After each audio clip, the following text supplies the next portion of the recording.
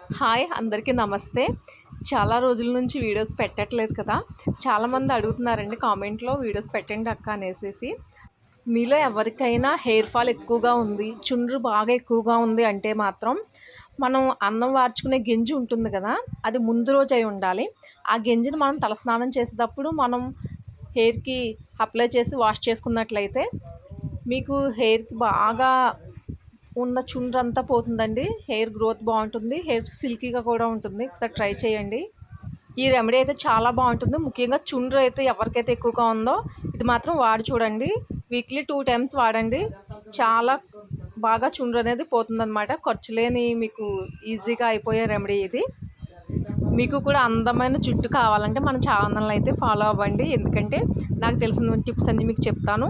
తర్వాత వాడే ఆయిల్ గురించి చాలామంది అడుగుతున్నారు. నెక్స్ట్ ఆ వీడియో కూడా తీస్తాను. నేను ప్రత్యేకించి ఆయిల్ అయితే తయారు చేస్తానండి. చాలామందికి ఇస్తున్నాను. వాళ్ళందరికీ కూడా సెట్ అయ్యింది.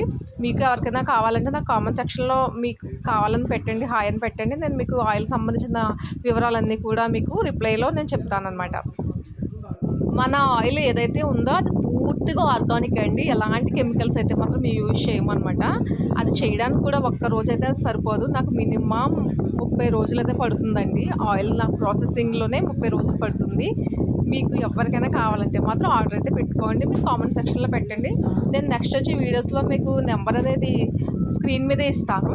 ఈ రోజుకైతే వీడియో ఇదేనండి. తప్పకుండా మన ఛానల్ని అయితే సబ్స్క్రైబ్ చేసి లైక్ చేయండి.